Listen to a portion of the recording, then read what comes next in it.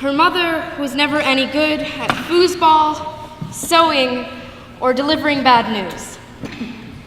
I visited her almost every day. At first, we would sit in fluorescent silence, straining to hum along to the ringing of the lights above, smelling only cold hand sanitizer breezes and the dry hop of these blankets. She started to ask me to sing with her. I would teach her songs, and we would try to empty the fight that surrounded the bed. The doctors tried everything while I taught her most of the multiplication table. I can't even do mental math. But once she grew bored of numbers, we started to use words. We started writing letters. She would close her eyes and tell me what to write because the pulsing and the medication and the noise made her feel like she was falling into the ringing. She would cover her ears and cry until she could block it out. We taught each other to sing Fly Me to the Moon in the place of crying, always, even if it was through sobs. She loved the way my handwriting looked in purple pen.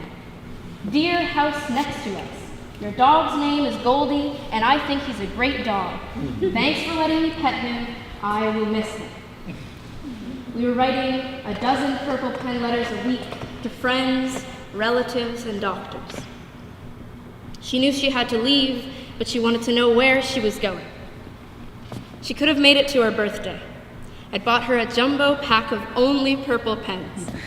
It sits under my desk reminding me that I could have been there, should have been there.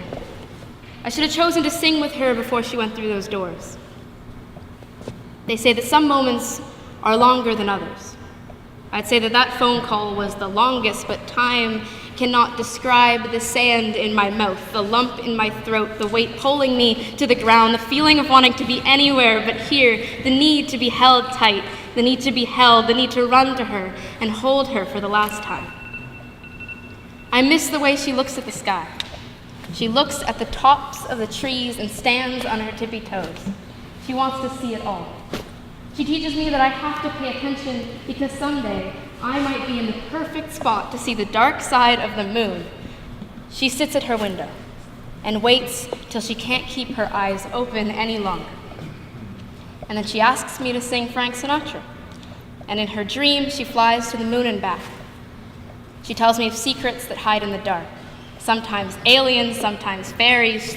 The next night, like clockwork, she struggles again to keep her eyes open, and we sing. She asks me to sing. She will never ask me. She will only have asked me.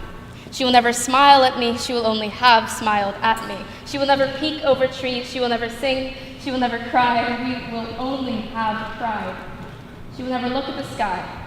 The sky will only miss the way she used to look at it, like she knew all of its secrets, like she had the coded combination to the big white lock in the sky. Even the moon will miss her dreams. It's been over a year, and I finally started writing purple pen letters with my jumbo pack from Staples and practicing my multiplication.